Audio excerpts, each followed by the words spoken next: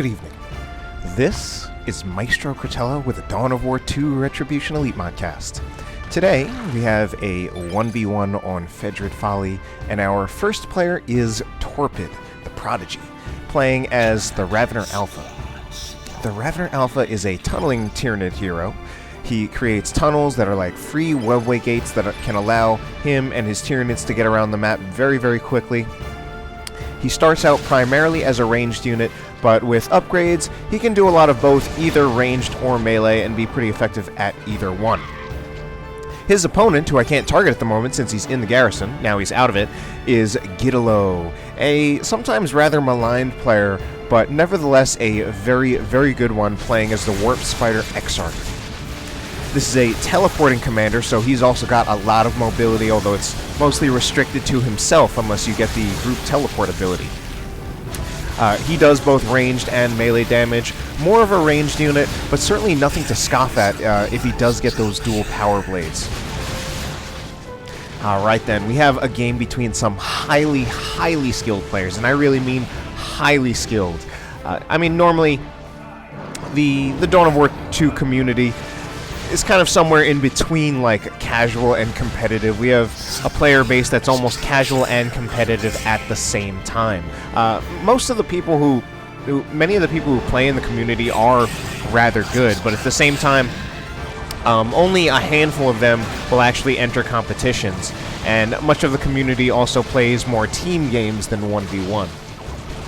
But the players we have right here are really some of our premium competitive grade players in the Dawn of War 2 community. And despite that, I'm not even sure how often GiDDoLo actually enters tournaments. But he is definitely good enough to hang with, and frankly even sometimes beat, some of the best players, some of the best 1v1 players in this game. And Torpid is one of those players.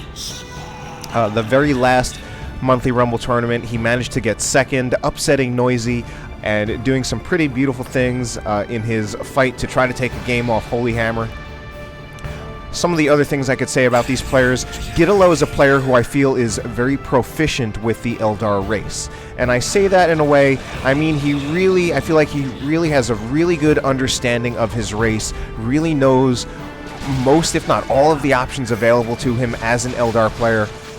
And I feel that's really different from a lot of the majority of the players who play this game, who may have game fundamentals, but probably aren't really proficient with their race or even any one particular race. A lot of players just kind of play around with many different things. So I feel like we'll probably see things certainly out of GiDDoLo, that we might not see from other players trying to play the Warp Spider Exarch. Now, Torpid is certainly an extremely good player as well, but I don't really know if Tyranids are like his main race. It's hard to tell because, again, many players play a lot of different things. He is, however, just extremely good, and he might be proficient with several races. Dire Avengers here, they are behind cover, and that should help to keep them, you know, even having those Dire Avengers there in cover, even though they didn't do well, still ended up being really good for saving them and keeping them alive, because they were taking the damage from 2 Termagant broods, and they still kept 4 out of their models, and that's a vanilla Dire Avenger squad that doesn't even have their Exarch, and that just kind of shows you the value of cover, and also the skill of these players, that he made sure his units were in cover. And I mean, that seems obvious, but I often see a lot of really good cover usage out of high-level players in 1v1 games, and I do sometimes see players who aren't as good, to be honest, even myself, sometimes really just forgetting about cover or not using it well enough.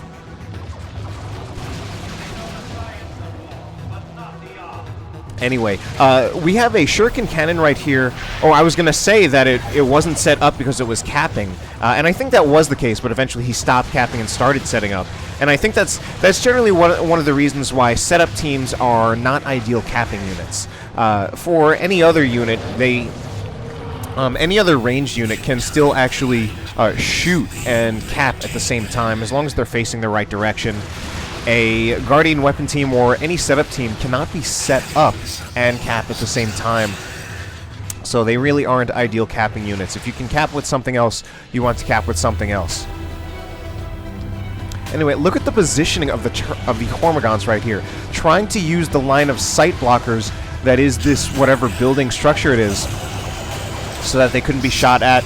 And still, even just the movement and micro we're seeing on these Hormagaunts is working out very, very well. He moved them away once they started getting shot. He's moving them back in, coordinating it with the movement of his Termagants as well as his warriors. And again, he's moving the Hormagaunts around this line of sight blocker, going for the flank, while he got the suppression on the Guardian Weapon team with the Barb Strangler Warrior. Incredibly well played. In fact, again, that's something I feel like we would not see maybe from lower level or even mid-level players. Will this Guardian Weapon team get wiped? So close. 2 hit points, 3 hit points regenerated back. Although it just barely gets out of there. Very, very lucky for GiDDoLo, to be honest. Anyway, Dire Avengers right here fighting the Ravner Alpha. Unfortunately, one of them is now not in cover, and they seem to be dying. I don't think GiDDoLo sees this, because this Dire Avenger squad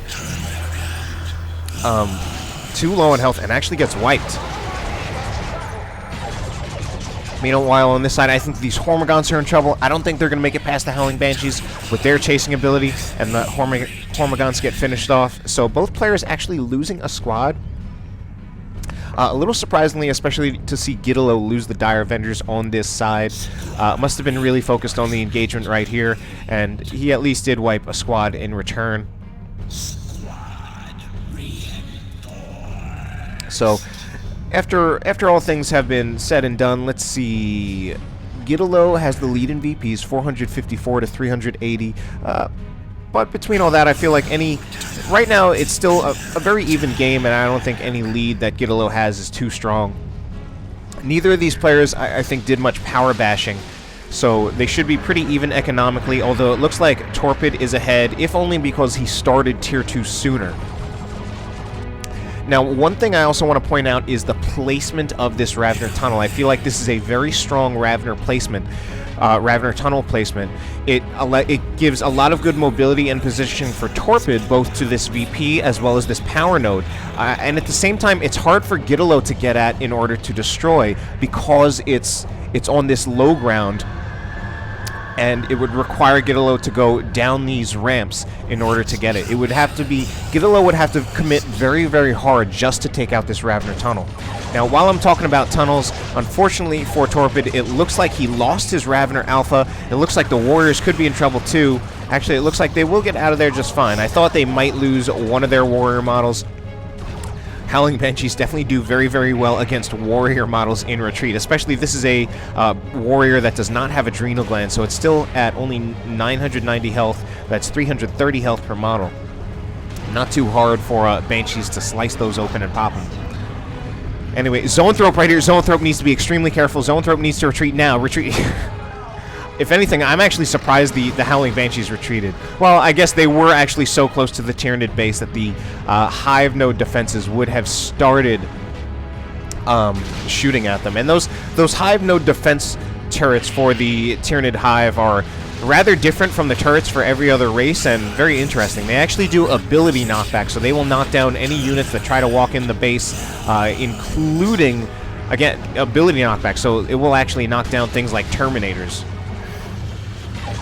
And I think do more damage than many of the other base defense building. Anyway, the positioning of the Guardian Weapon team is good, but now it's getting destroyed by the Zoanthrope. I think it's good that he finally retreated out of there. It might have been 2 more shots from the Zoanthrope definitely would have finished off the Guardian Weapon team. I was actually wondering if even 1 more shot would have finished it off. And the Zoanthrope, I also feel like the Zoanthrope has been getting a little bit lucky. I think there are some times when he's calling it a little close. We do have a Warp Spider Exarch. Right now he has the improved targeters, and he was in a position kind of actually behind that Zoanthrope. I think if GiDDoLo upgrades to the Power Blades, and he uses the Warp Spider Exarch aggressively teleport in and melee the Zoanthrope could actually be in a lot of trouble. I think that would stand a pretty good chance to take out the Zoanthrope. Zoanthrope, a very, very fragile unit. Anyway, so right now, Torpid doesn't have any melee units that can really compete with the Howling Banshees, so he's going to be relying a lot on the combination of the Termagants as well as the Warriors. The Termagants, he's going to use the Crippling Poison ability first, since that is a snare ability, and it auto-targets, or it homes in. Like, it's not going to miss. If you target a unit, it's going to hit. Meanwhile, the Barbed Strangler actually can miss, and especially a fast-moving unit like Banshees. So he wants to use the Crippling Poison first to snare the Banshees, and then hit them with the Barbed Strangler, suppress them, and also do a lot more damage. So right now, I'd say overall things are looking pretty good for Torpid. He's got a double cap.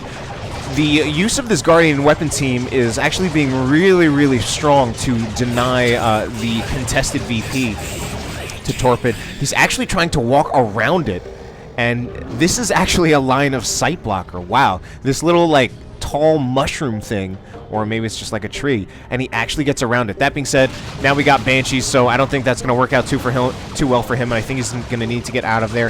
He has the Regenerate War here, which increases the health and health regeneration of the Ravener. This is something that makes him rather tanky, and especially since he gets a further increase in health regeneration when he's out of combat. It really extends the field presence of the Ravener Alpha. Anyway, so Wraithlord out on the field for GiDDoLo. No shoulder-mounted weapon. We do have an AV combination from Torpid. However, I still think it might be slightly insufficient to take out the Wraithlord. He used the Focused Warp Blast from the Zoanthrope to snare it. And then he has the Venom Brood for the persistent AV damage. But now the Venom Brood is getting torn apart by the Wraithlord because the Zoanthrope's Focused Warp Blast snare wore off. These, oh my god, that Venom Brood was in a lot of trouble. I feel like stayed in there a little too long from Torpid. Now, Torpid is going to Tier 3. He had a relatively light Tier 2. He only got a War Gear for the Ravener Alpha, 2 Tier 2 units, and neither of them were really that expensive. Meanwhile, GiDDoLo, he got out a Wraithlord, and that's a pretty expensive Tier 2 investment. In terms of power, that's actually, I'm pretty sure, more than the combination of the Venom Brood and the Zoanthrope. So he's spending quite a bit in power to get a Wraithlord. He has new Dire Avengers because he needs them to support the Wraithlord, and now he's actually going to Tier 3. Now, I actually feel like the last time I did a cast of GiDDoLo in a 1v1 game, he actually made some questionable choices. But let's see what he'll do in this game. We see Torpid walking around with the... This is what's kind of called the Ravener Ranged Blob, and we see GiDDoLo retreating out of it because he probably sees the Ravener Ranged Blob and does not want to mess around with it. This is an extremely dangerous ranged blob. We have 2 squads of Termagants. They have been upgraded so that they have 10 models now instead of just 8. And the Venom Brood does have the Range Synapse, which actually increases the range damage of the Termagants. So this is actually now a very, very powerful range blob. He also, of course, has the Warrior Brood to go along with it, and he's keeping it as a Barbed Strangler Warrior, and this gives him suppression, makes it so that he can pretty handily win in most range fights. The Termagants combined with the Barbed Strangler Warrior gives him control against the Banshees, and the Venom Brood also gives him his AV damage. So he really has, like, it's a ranged blob, and it's also pretty much anti-everything. It's not overly powerful against vehicles. However, we also do see the Ravener Alpha now with the Corrosive Devourer, a rather hard weapon to say, or a biomorph, really.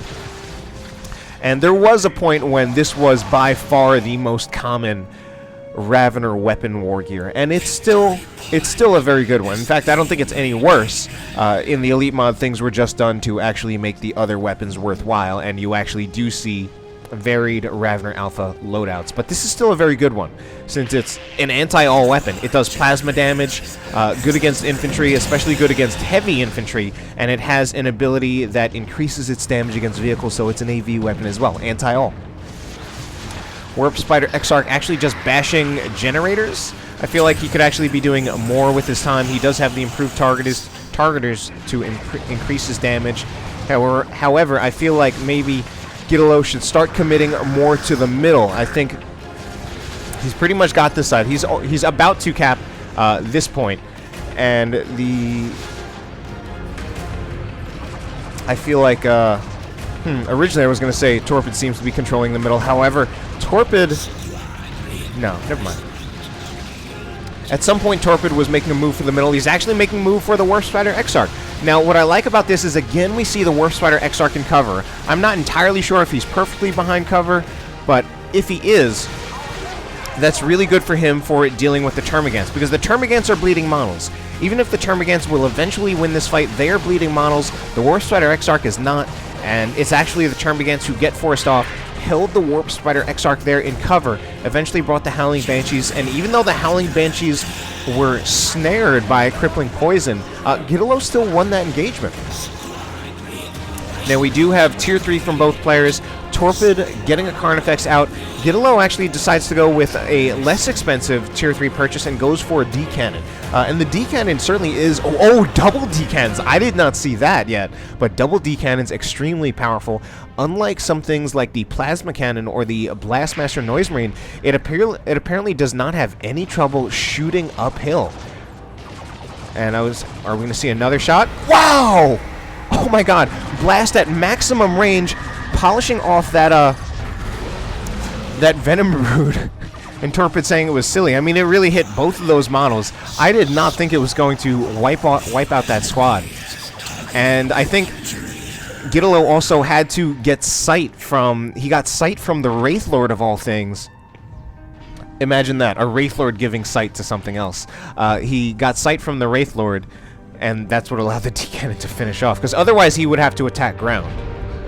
Now, the Carnifex is out, upgrading to Thornback. Thornback has actually fairly recently, been actually slightly nerfed.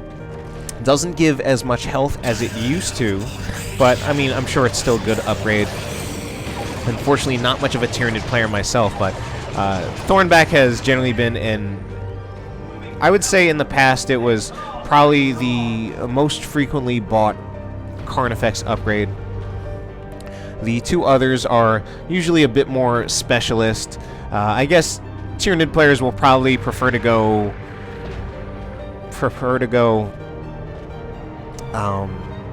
Venom Cannon. Man, that took a while. Venom Cannon Carnifex against like Imperial Guard, but against most other races, Carnifex Thornback seems to be generally the preferred, at least for the first Carnifex. Now, GiDDoLo waited a long time to finally get a weapon upgrade on the Wraith Lord, and he's actually gone for the Bright Lance. So I think maybe I guess he really just wanted to wait things out and see what would be more beneficial for him to get on the Wraith Lord. And I actually think the Bright Lance upgrade is a really, really good choice.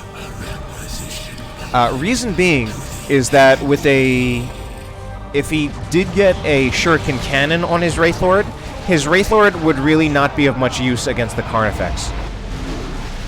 Since it would only be able to do damage against the Carnifex in melee, and the Carnifex would just straight up be winning in melee.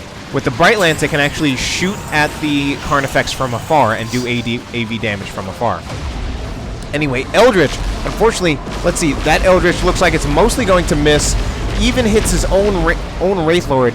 So, oh, but here's a Tyrannoformation. Tyrannoformation on the D-Cannon, on one of the D-Cannons.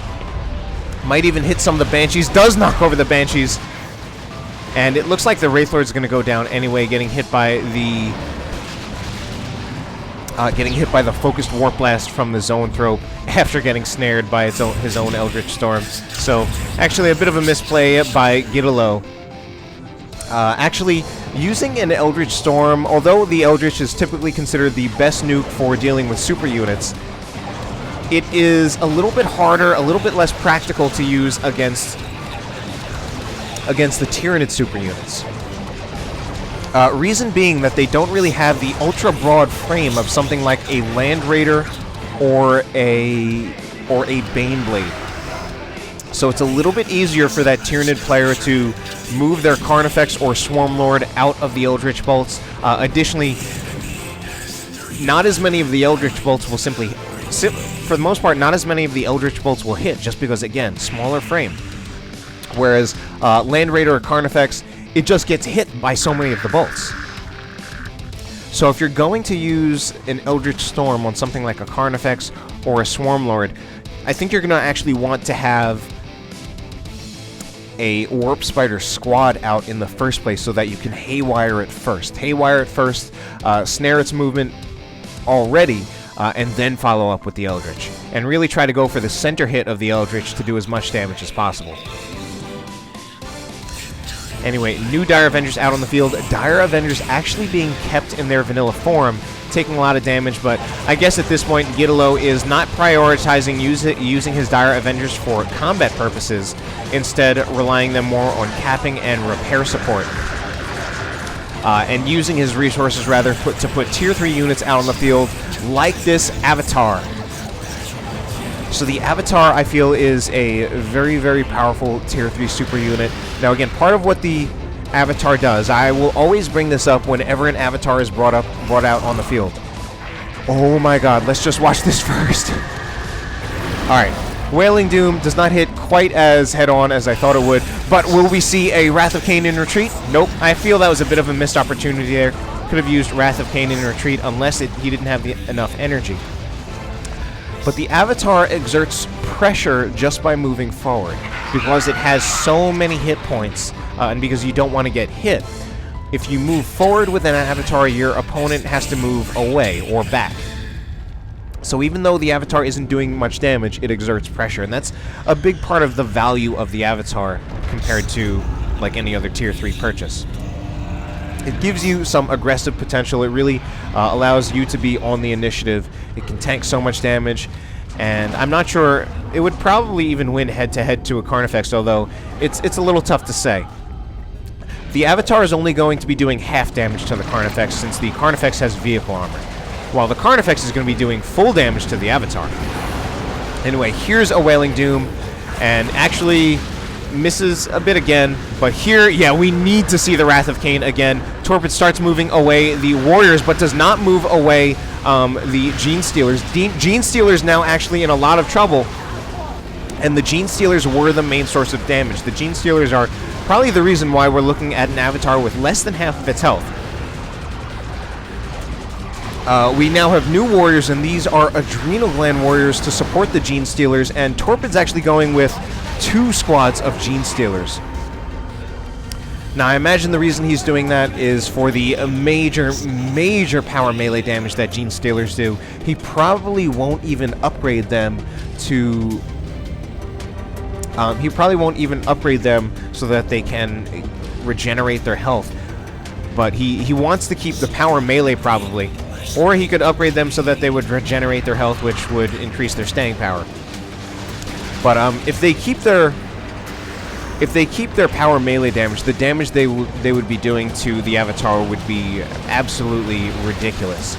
Mostly what GiDDoLo just has to watch out for. Well, what Torpid has to watch out for would be the Wrath of Cain ability, the Radial Disruption ability from the Avatar. So then what GiDDoLo has to watch out for is Torpid actually microing away from that ability, and then having it on cooldown and being surrounded by the Gene Stealers.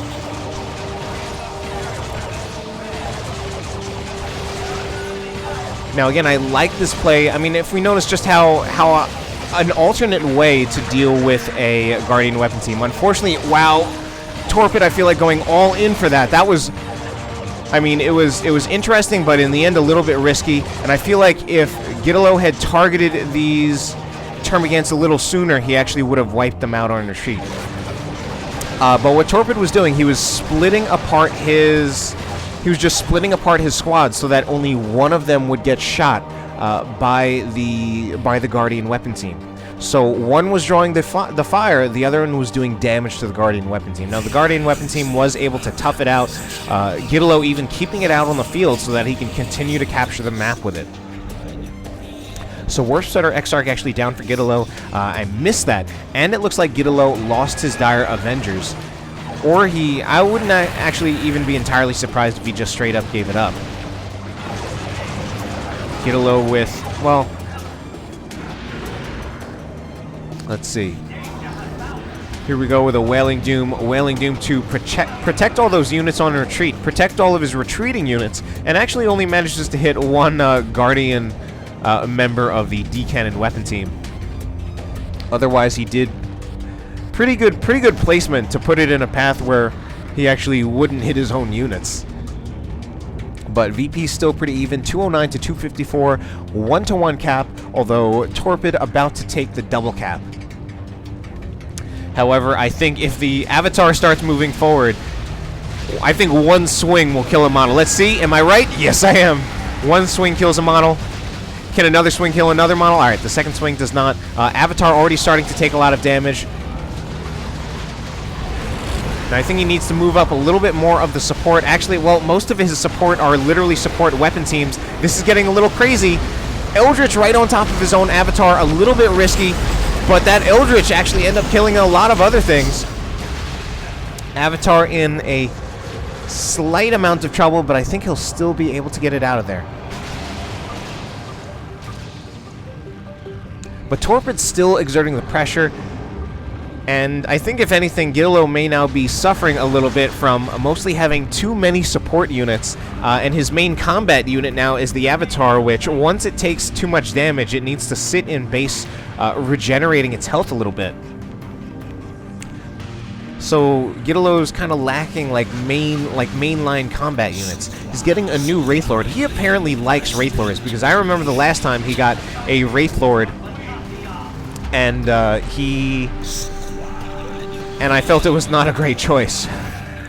Now, the Wraithlord, one of the things that's going to be tough about this Wraithlord purchase is that at the moment he has no repair support for it. So we have a little bit of a question of how is he going to keep his Wraithlord healthy.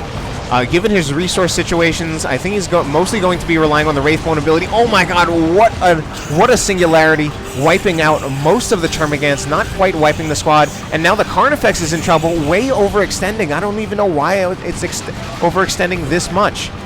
Torpid loses his Carnifex, I feel like, rather unnecessarily at a time when, well, he's not going to be able to get a new one anytime soon. However, he is taking advantage of the fact that right now, GiDDoLo is really focusing his attention on the left side of the map. And as long as he's doing that, Torpid, yeah, he took advantage of that to take the right side of the map, to get a decap on the contested VP, and now Torpid is sitting on a 2-0 cap, although GiDDoLo will now get his natural back. But it looks like Torpid will maintain the VP advantage once he captures the contested VP. He's also got most of the map, and we are in the late game. So is that new Wraithlord out on the field? Yes, new Wraithlord is out on the field. We don't see the Wraithbone ability yet. And this may be another thing that, just another one of the choices by high-level players that it initially seems like almost perplexing, but considering like just what he has to deal with, it might actually make sense. So far, he has nothing as a way of restoring the health of the Wraithlord. And he may either just be making desperate plays, even using the Wraithlord just without any repair support. He may not even get the Dire Avengers or get the Wraithbone ability until he even needs to restore the Wraithlord's health. Like, he may actually be content to walk around with the Wraithlord with no way of restoring its health until he actually needs to restore its health. Like, once that Wraithlord starts taking damage, maybe then he'll actually upgrade to the Wraithbone ability, or he'll do it now. He does have the resources, and I guess part of the reason he's doing it now is that he has a lull in the action, which means his micro isn't as taxed. He's not managing engagements, so he can afford to actually just do things like upgrades. Whereas obviously, I mean, sometimes just when you're focusing on fighting a lot, those are the times when you actually end up floating resources or not buying upgrade. Yeah, basically just floating resources, not buying upgrades or units, even though you can, just because your micro is focused on winning engagements. Double Zoanthropes now out for Torpid, and I noticed there, like, the Banshees actually got in range of the Zoanthrope, but Torpid had the support there that he didn't even have to he didn't even have to retreat his Zoanthrope. He was actually just able to move up with his support that scared off the Howling Banshees, a combination of both the Warriors as well as the Genestealers. Genestealers with incredibly high melee skill, so they might even get the knockback advantage over the Banshees, who are normally have the edge in terms of knockback. Usually, out of all squads in most melee fights, they're usually the ones who get the special attack. Genestealers, however, with very, very high melee skill, might actually get the special attack first. And again, we see that these Genestealers have not received any upgrades. So he wants to keep the power melee damage, I guess, so that he can do as much damage to the Avatar as possible. This Avatar has been a lot about what's keeping GiDDoLo in this game. And, I mean, when you have an Avatar, it should actually be, like, the centerpiece of your army. It's not like a... like a Land Raider where it more supports the rest of your army. It really is the centerpiece. It's really what does the most damage. So Avatar going now for the Zoanthrope. If the Avatar goes for the Zoanthrope, that should be the end of the Zoanthrope. Or is it? Wow. But look at how much damage that one hit from the Avatar did. And also look at just the retreating from our players. Our high-level players right here. I feel like any other player would have lost that Zoanthrope. Torpid, however, actually gets the Zoanthrope out of there. If he had let that Zoanthrope get hit one more time, it would have died. Alright, Avatar is now in quite a bit of trouble. It is fully unsupported. Fully unsupported. Alright, support is now coming back out. I thought I saw the Focused Warp Blast, so it should have been snared, but it doesn't look snared. Maybe the Focused Warp Blast even missed, and even, like, hit something else. And he's moving back out with the Avatar. Wailing Doom again to knock over. And wow, he's getting a lot of things with these Wailing Dooms. He's having some good Wailing Dooms. No energy to do anything else at the moment, so it's just pure melee strikes. And we see the Wraith Lord at the moment is actually mostly being used as like a guard. It's more like a Wraith Guard than a Wraith Lord because it's guarding. Anyway. Infiltrating Lictor. We have a Tier 3 Lictor. And I mean, that works. He was able to get the decap. This is going to force the Guardian weapon team to capture the point, which I think is good for Torpid because he's forcing the Guardian weapon team to unset up. I don't know if we'll be able to take advantage of that during the time that it is happening. He might even be able to get a Flesh Hook and even get the Guardian weapon team off the point. Let's see if he does exactly that. He's going to stand around. Alright, he doesn't do it.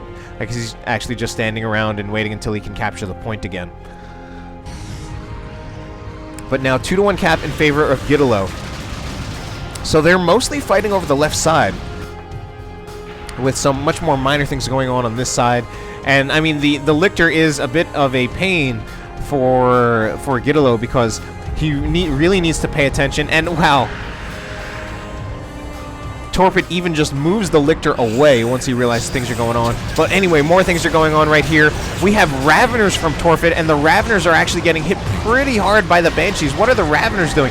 Raveners, he probably wanted to do that to jump the setup teams, and it doesn't even happen. The Raveners get torn apart by the Banshees and get wiped entirely.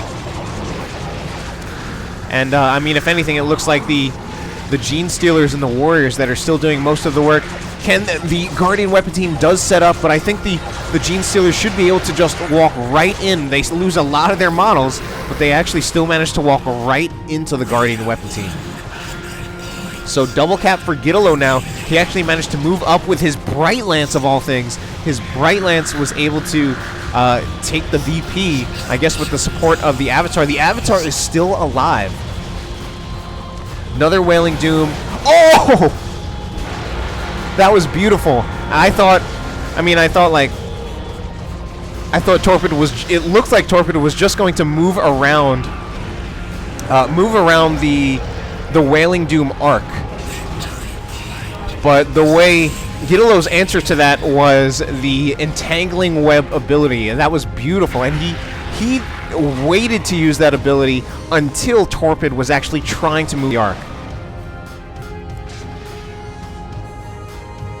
And he just completely denied that evasion. Completely denied that attempted evasion by Torpid.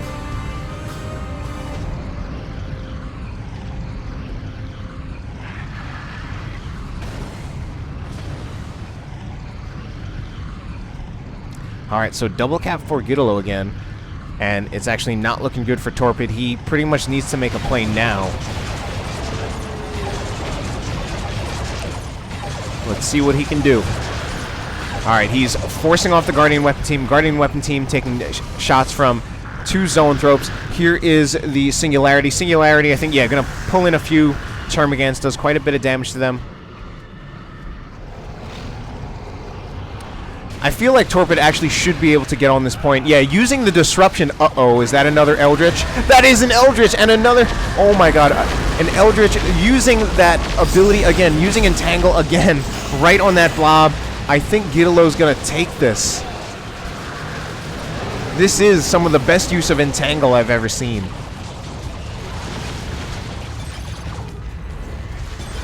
And it's a 1-to-1 cap, but it's pretty clear at this point that GiDDoLo's going to get the top VP back, and Torpid does not have enough of an army, lost too much in that final Eldritch.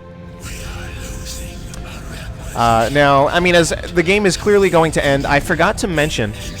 Oh, and there is the concede. I forgot to mention that I was actually able to watch this replay because Hakan or Myrdal did make a little program to make it so that I could actually watch all those replays that I had lost before Relic's update. So shoutouts to Myrdal or Hakan. Also shoutouts to Indrid because he's the one who let me know about this and he sent it to me so that I could do this. Anyway, that was a fantastic game. Best 1v1 game I've seen probably since the monthly Rumble tournament. Probably since I saw a game of Torpid himself against Holy Hammer, which is a game I actually wish I could show you guys, but it seems to be lost. I think Red Rupee probably has it, but it's just, I don't have it and I can't get it. Anyway, hope you enjoyed it. Have a good night.